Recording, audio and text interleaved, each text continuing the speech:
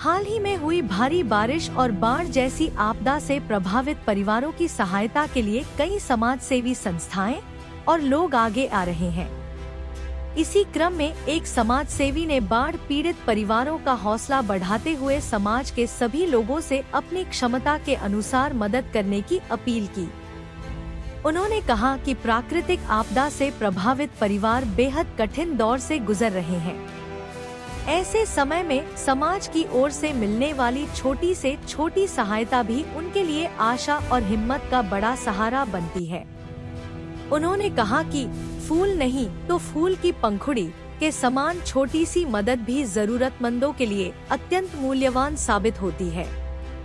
उन्होंने आगे कहा कि समाज के प्रत्येक व्यक्ति और प्रत्येक परिवार की नैतिक जिम्मेदारी है कि वे एक दूसरे के दुख में सहभागी बने और यथासंभव सहायता कर मानवता का धर्म निभाएं। अंत में उन्होंने ईश्वर से प्रार्थना की कि भविष्य में किसी भी परिवार पर ऐसी प्राकृतिक आपदा न आए। यदि ऐसी स्थिति उत्पन्न हो भी जाए तो प्रभावित लोगों को उससे उबरने की शक्ति मिले और समाज के सेवाभावी लोग हमेशा उनकी मदद के लिए आगे आते रहें। जी जी सर।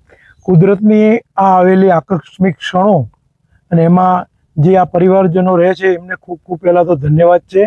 અને આપણે આ જે કાર્ય કરી રહ્યા છીએ તે કદાચ ફૂલની તો ફૂલની પાંખડી બરોબર છે અને આપણે દરેક પરિવારોની આપણી ફરજ છે કે આપણે એકબીજાને સહાયરૂપ થઈએ અને જિંદગીમાં એ લોકોને પરમાત્માને આપણે વિનંતી કરીએ કે આવી કોઈ આકસ્મિક ક્ષણોમાં એમના ઉપર આવે નહીં અને આવે તો પણ એ સહન કરવાની એમને શક્તિ આપે અને બીજા ઉદાર દિલવાળા જે પણ પરિવારો છે એ આ લોકોને સહાયરૂપ થાય એવી પરમાત્મા ભગવાનને આપણે પ્રાર્થના કરીએ છીએ।